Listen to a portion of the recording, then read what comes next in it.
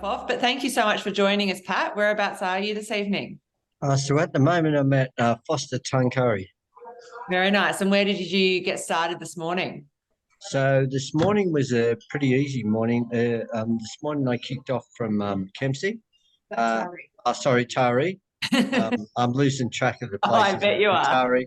The day before that was Port Macquarie on into Taree, which is 85 kilometres. So it was That's a a big day. typical long day. Yeah. Yeah.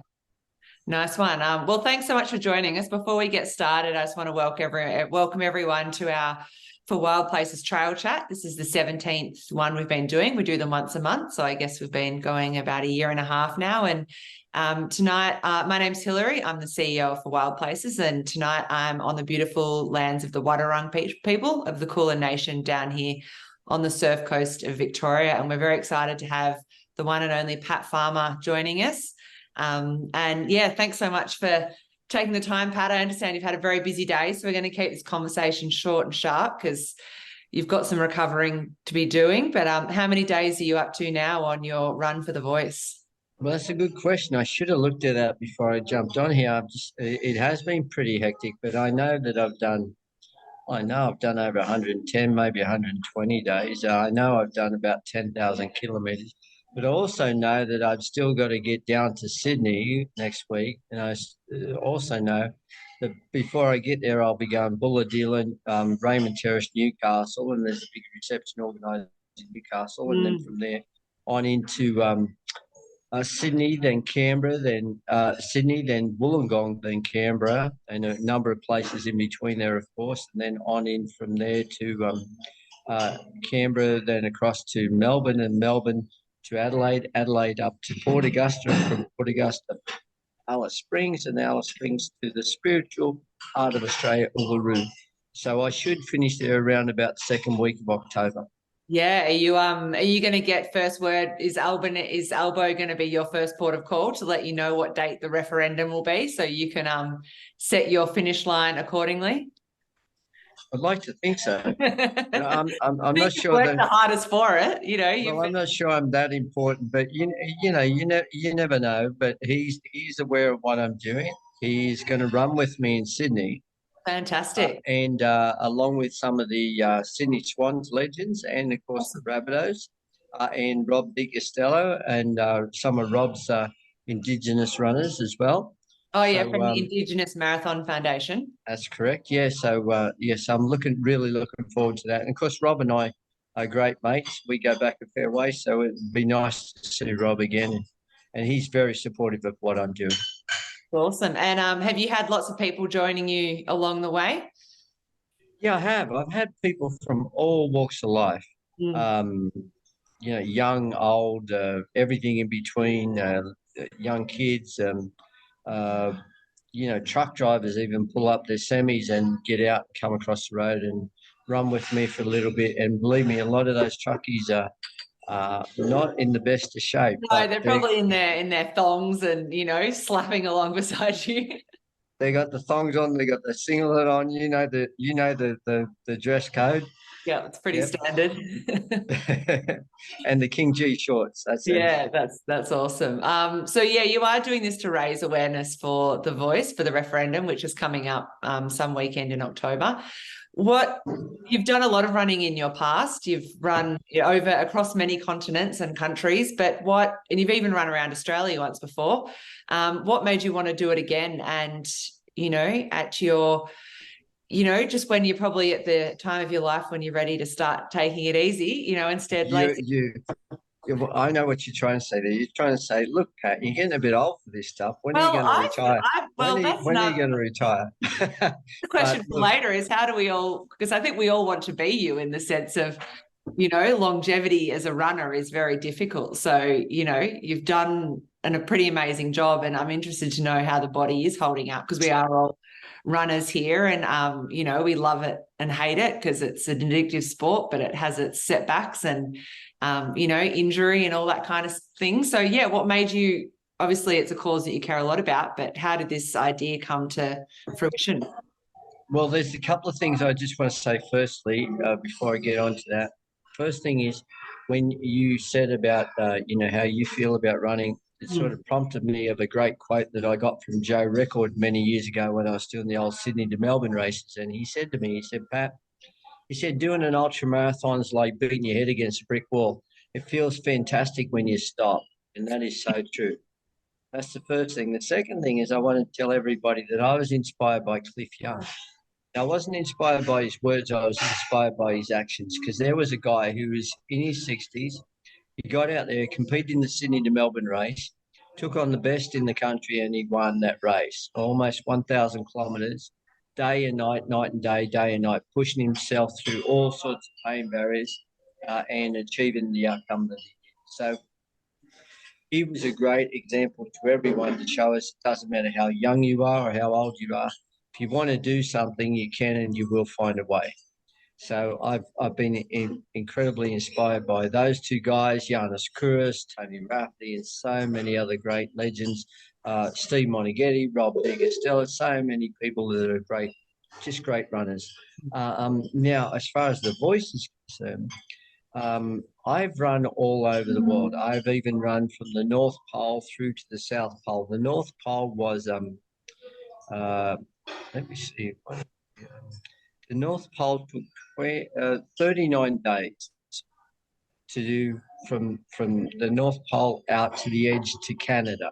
Wow. And then I pressed on from there through America, Mexico, Canada, America, United States, I should say, then Mexico, Nicaragua, El Salvador, Costa Rica, Guatemala, so many other places, through the Darien Jungle, out the other side with 19 armed soldiers accompanying me, out the other side down to Colombia, and push on from there all the way down to Ushuaia, when then I was flown across to the South Pole, and I took 20 days to go from the South Pole, from Union Glacier on into the South Pole.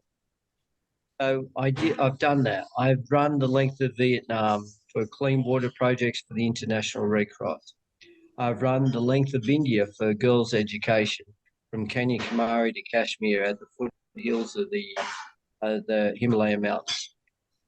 I've run, Lebanon, Jordan, Israel, Palestine. I've run all over the world, and I've done all of this because Cliff Young inspired me. That's the first thing I want to say about it. Second thing is that although I have raised literally millions of dollars for worthwhile causes and promoted worthwhile causes at the same time, there is nothing that I've done that is more significant than this run that I'm doing right at this point in time. And so you asked the question, about my age and why I'm doing this run now. It's because I think as you get older, you realize that you only have a certain amount of time on this planet. And it's significant that you make your life count for something. And raising money for all those causes was great. And supporting those causes and actually maybe even saving some lives through all of that was fantastic and very noble. But those causes will always be there. Those needs will always be there. But with this particular run, a change in our constitution to support the First Nations people of this country will give them an opportunity to be able to change their lives forever, to be able to significantly be able to shape their destinies, their own destinies, and for generational change to occur. That's year after year after year, generation after generation, to improve and to be better. And that's why this is such a significant time in history. And that's why I feel so strongly about this run, because it's very few runs that you can do, or very few things that you can stand up for, where you can actually make your mark in history, change the course of history for the better, and support people long after you are gone. And this is the event. And that's why we need to, as they say in Dead Poets Society, carpe diem, seize the moment, seize the day. This is our moment, and if we don't take this opportunity now, it's going to be another generation before it ever happens again. Now, that's definitely the sense that I get in terms of the referendum, and there's the yes campaign and the no campaign, and there's a lot of misinformation, but I feel that that kind of sense of not wanting to let this moment go is what a lot of people are kind of focusing on when it comes to, you know, understanding their heart being in the yes camp, but then also having that progressive no. But we also don't, you know, like if we thought that we let the moment to, you know, legalize gay marriage go before us, like that would have put, you know, gay rights back years, and we don't want to do the same for Indigenous people who have already been disenfranchised for, you know, for so many years. And I guess what conversations are you having out there along the way? Because that's the point of, you know, getting around to all these communities and meeting these people. And how are you, you know, you're bringing this positivity and, you know, the campaign to these people, and is the information getting out to the places that it needs to, do you feel? It's not. It's not. And that's one of the reasons why I'm on the road and I'm punishing myself so much. I'm zigzagging all over the place and I'm doing the distance that I am. And why my life is so hectic at this point in time. I'll give you an idea.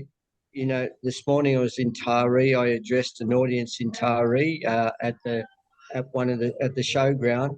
I then did a radio interview uh, there in the same vicinity. I then spoke to Channel 9 or Win TV. It is there. And then I also spoke with Channel 7. And that was the start of my day. And that was just the start. And then things continued on from there, running and doing interviews as well. So there was that, plus the personal engagement that's gone right through to tonight, where I was speaking just earlier on before I started speaking to you. And so, look, some of the things that I am hearing out here on the road is this, from a lot of Aboriginal people that I've met with in their communities.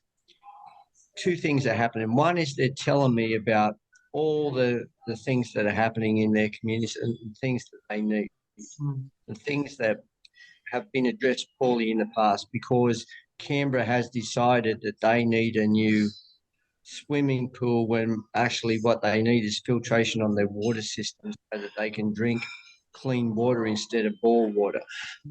That they need support for the mosquito epidemic that's happening and causing malaria. Believe it or not, we get malaria in some parts of Australia. And nobody ever talks about that, would know about that. They've got kidney failure as a result of not only the bore water that they're drinking, but also the rubbish that they eat, and the poor sanitary conditions that they live in. You know, and yet we think all these things only occur overseas. They're not. They're happening on our own back doorstep. But people don't want to admit that we have a problem. And so this is a way of us actually being able to solve that problem uh, pretty easily. And the way it will do it is it will actually save us money at the same time, because instead of taxpayers' money being spent on huge buildings and things where politicians can point to a plaque on the wall where they said, oh, you know, I spent a few $1 million on this, aren't I a great person, and look what I've done, please re-elect me again. Instead of that happening, they can turn around and they can say, well, what we actually need is teachers. We need teachers. So politicians don't like funding human resources because they can't put a plaque on them and they can't point to them, and they don't get the kudos out of that. Yeah, they get the kudos out of this infrastructure. So that's one thing. The other thing is there's a lot of people in the Indigenous communities that are very disappointed, and they have said to me outright, they said, I'm going to vote no. And I say, why? And they say, because, you know, we've heard all this before. We've heard all this before so many times, and we've been let down so many times. So it's easier for us just to continue on the way that we're going than to get our hopes up. And I think that's a terrible situation that they feel like that. So look, I go to great lengths to explain to them and to work with them and to try and educate them that that's not the case this time around. And they need to stand up, even if they feel disheartened themselves, they need to stand up for their children and their children's children to get that generational change that is needed to empower their kids and to set the record straight. And this is an opportunity. We've all heard it a million times before, but I don't think it's really sunk in. There is 60,000 years worth of heritage in this country, worth of continuous living of a population, unlike anywhere else in the world. Unlike anywhere else in the world. So what do we want to do? Do we want to hang on to 200 years worth of heritage that we brought in from Europe? Or do we want to inherit that and be like New Zealand and be proud on the world stage of the heritage that we are now part of? So, yes, we're not leading it. We're not the central focus. We're embracing Aboriginal heritage. And I think that can only be a good thing.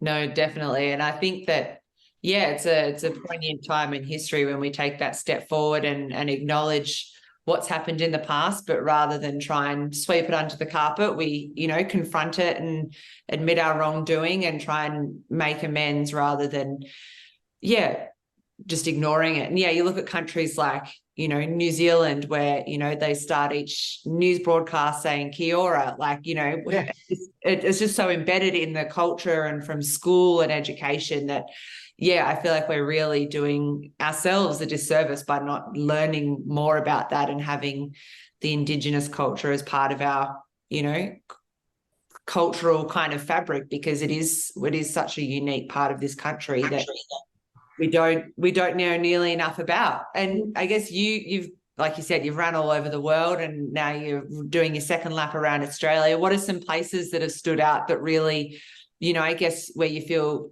connected to country and you just, kind of really soak in the uniqueness and the beauty that is the Australian landscape? Well, I personally, I love Tasmania. I absolutely love Tasmania because it is incredibly challenging as an athlete. The mountains there are serious mountains. When I was running through there, I got torrential rain, I got snow, I got sleet, I got all of those challenges. And yet there's something magnificently beautiful about the waterfalls that fall down the sides of the roads or down the cliff faces, and that Gordon below Franklin area that people worked so hard to preserve all those years ago. And when I've actually been there and seen it firsthand and run through that area, I understand how important it was that they did save it, and what a wonderful thing that they've done for future generations as a result of that. And yet, at the time, everybody was saying, oh, it's going to cost jobs and it's no good and it's this and it's that. Like, it's unique. We would never get a place like that ever back again. So Tassie, I absolutely love every aspect of Tasmania. But having said that, let me tell you about Broome in Western Australia. Broome, for your listeners, they will probably know, they get, they get 6-8 meter tides there, difference in tides. So that means that the water runs out a hell of a long way when it's low tide. Now, I was lucky enough to be in Broome at the end of the month when it was a full moon. And the reason why that's significant in Broome is because you've got this incredible sunset that sets in the west. And then you've got this low tide that goes out, and they have this thing called, they have a market night when it's a full moon at that time of the month, and the tide goes out, and there are all these ripples in the mud flats, and these ripples are like the ripples that you get on sand dunes from the wind, but they're caused by the ocean rolling back. And these ripples, when they are lit up by the moonlight, when the moon is sinking into the ocean, is what they call stairway to heaven. And it's all lit up and they look like actual stairs going all the way out to the ocean and right up to the moon. And it is one of the most magnificent sights you're ever going to see. And it's an absolute standout. And, those sorts of things are so incredibly precious to be there at the right place, the right time, in that moment. The other thing I'm incredibly looking forward to is sunset in Uluru. And if nobody's ever seen that before, they need to see it. The sunset at Uluru is just something that is unique to Australians, so special, so very, very special. So I'll be finishing my run there, of course, and that will make it even more special. And that combined with, and of course, I've run across the Simpson Desert. I still hold the record for racing across the Simpson Desert, which was Ron Grant's record, and I broke it. And that had to be done in the summer months, so the hottest time of the year. I did it twice, both in December and in January, and broke the record again the second time. But my point with all of that is people harp on about how the desert's a terrible place and there's nothing out there, et cetera, et cetera. But there is beautiful finches and parrots and budgerigars out there. There is camels and donkeys out there. There is the most magnificent view of the night sky from that part of the country. When the sun goes down and the stars come out of the night, you feel like you're in heaven, and you feel like you're part of that star network because there are so many of them all around you. And they're the sorts of things I get out of running. Everybody says, why do you do it? And how can you possibly push on? It's these moments that are just absolutely unique. Mm. And I guess that's kind of a good segue into, why you do it, but also how are you holding up? Like you said, you're almost 110 days in. You're doing anywhere between 30 to kind of 80 plus Ks each day. You've been going since April. How are you feeling? How are you sleeping well? Like, are you eating more? Can you eat enough food, or is it just what did you have for dinner?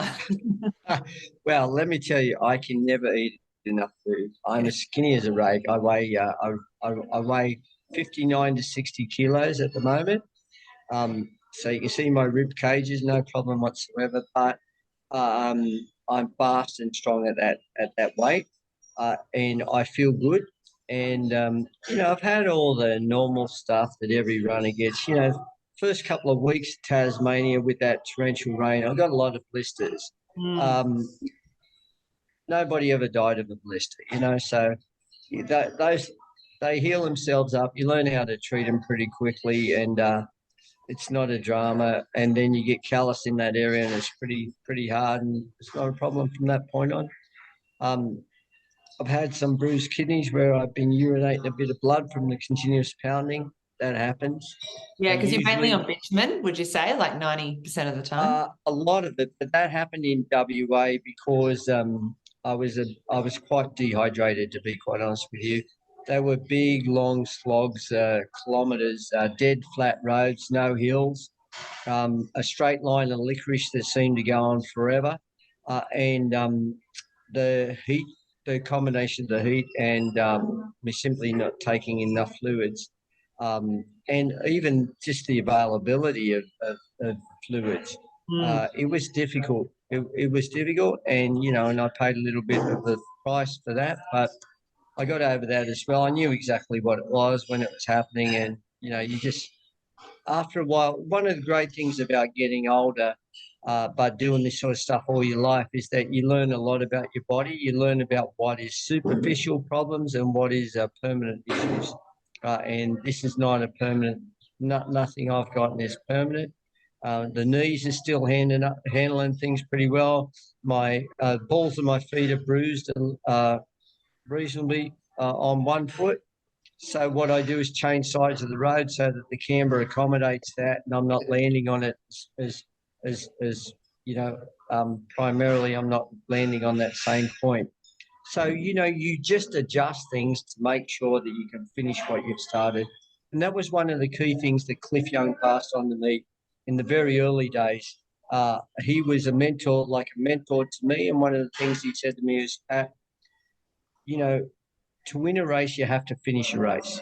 And it seems like an absolute no-brainer, but so many people go into every event with such great credentials, and as soon as the going gets tough, they pull out because they can't see themselves winning, and they're slowing down. They've got some aches and pains, and they don't want to look bad. But the bottom line is, a true runner knows that it's not about finishing first. It's not about the trophy or the medal at the end. It's about pushing through those pain barriers and learning more about yourself. That's the real trophy in all of this. And so I've been fortunate enough to do that a lot. And I've finished every single thing I've ever started, I've finished. So I don't talk about injuries much, and I don't get them much because Yeah. they're not first and foremost in my mind. Mm.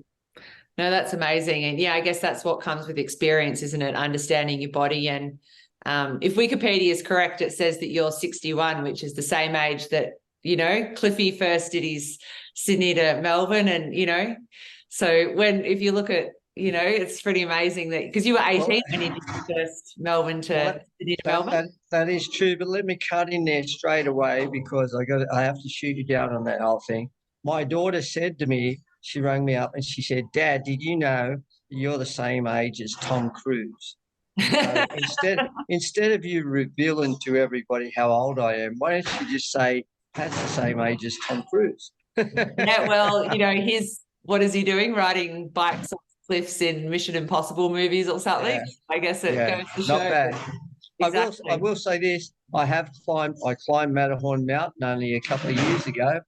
So I have a crack at a bit of other stuff as well, so I climb mountains and do all sorts of crazy stuff, Yeah, well, which when I you do love. your first, Sydney to Melbourne at the age of 18, you've got to find some new things to spice it up as decades roll on, That's true. keep things interesting. Well, we will let you go, Pat, because you've got a big day tomorrow, I hear. Where are you off to, headed to tomorrow? Bulahdelah tomorrow, so out to Bulahdelah. So How many Ks are you looking at tomorrow? tomorrow's an easy day. It's only like 76 Ks for the day, so it's not too bad. It's not 85. The good thing about 76 is it's not 85, and the good thing about 85 is it's not a 90 or 100. So, you just keep looking at the positives all the time, don't you? No, well, you've got to, especially when you're, as far as you are. And when you said where you've still got to go, you've covered a lot of the country, but yeah, you've still got quite a way ahead of you to and yeah, so hopefully you'll be growing, getting lots of runners, picking up lots of runners along the way as you head through those, big cities, and plenty of people to keep you company and keep your mind off, those your sore feet and that sort of thing. Well, thank you. Yeah, but I have been fortunate already. I mean, people are following me. They're finding where I am on Strava, Hmm. and they're using that. So I use both Strava and my Sunto watch. So, and I just want to get it out there. If people see my times on Strava, they'll go, "Pat, you run incredibly slow." But the point of the matter is, I'm using Strava just so people can find me. So I put it on in the morning before I have my breakfast, and then So I'll have my yeah. porridge and all the rest of it. So I don't forget to turn it on because that's my biggest fear. Yeah, yeah. So I just leave it on, and it doesn't matter what I'm doing. But one of the other problems with it is I've had to duck off into the bushes a few times for a nature call, and I've come out of the bushes and there's somebody standing on the side of the road going, "Oh, Pat, I'm here to run with you." I go, "Oh my God, how long have you been standing there for?" Oh dear. Well, because I do follow you on Strava, and I recommend everyone else do because it's always good to see where you are. But I was like, oh, I could actually run with Pat because he's nice and slow. But there you go. Maybe I won't be able to keep up after. No, you would. I just run to suit whoever I'm running with. So if they want to run slow, we run slow. If we want to run fast, we run fast. And at the end of the day, what is fast or slow? At the end of the day, I just need to finish in the towns at the right time so I can meet all my obligations. And I need to stay on my daily schedule, and I'm doing that.